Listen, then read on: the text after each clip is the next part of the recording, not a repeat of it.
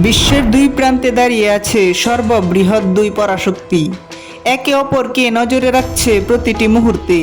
কিন্তু প্রশ্ন হলো কেন? কেন দশকের পর দশক ধরে রাশিয়া আর আমেরিকা একই পথে হাঁটতে পারে না? এর পেছনে কি শুধুই রাজনীতি, নাকি লুকিয়ে আছে আরও বড় কোনো রহস্য? সাল 1945, দ্বিতীয় বিশ্বযুদ্ধ শেষ হলো, কিন্তু শান্তি এলো না। কারণ বিশ্বযুদ্ধে রাশিয়া আর আমেরিকা মিত্র থাকলেও যুদ্ধ শেষে তারা পরিণত হলো চিরশত্রুতে।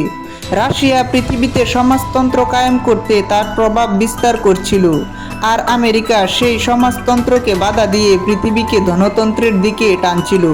ফলে তাদের মধ্যে শুরু হলো এক অদৃশ্য যুদ্ধ, কোল্ড ওয়ার। গুলি ছোড়া হলো না, কিন্তু প্রতিদিন চলল শক্তির লড়াই। এই যুদ্ধক্ষেত্র শুধু সীমান্তে ছিল না, আকাশে, সমুদ্রে, এমনকি মহাকাশেও চলছিল প্রতিযোগিতা। কে বেশি শক্তিশালী, কে বেশি প্রভাবশালী। প্রতিটি পদক্ষেপ ছিল দাবার চালের মতো। তাহলে কি এই প্রতিযোগিতা কখনো থেমেছিল?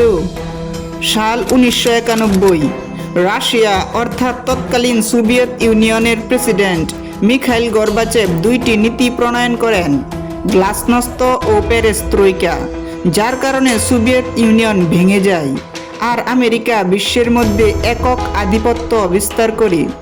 কিন্তু সময় সবসময় এক থাকে না। নতুন শতাব্দীতে আবার রাশিয়া ঘুরে দাঁড়িয়েছে।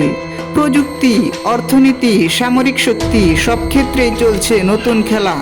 অনেক বিশ্লেষক বলেন আজও পৃথিবীর অনেক বড় ঘটনার পেছনে এই দুই শক্তির হিসাব নিকাশ কাজ করে।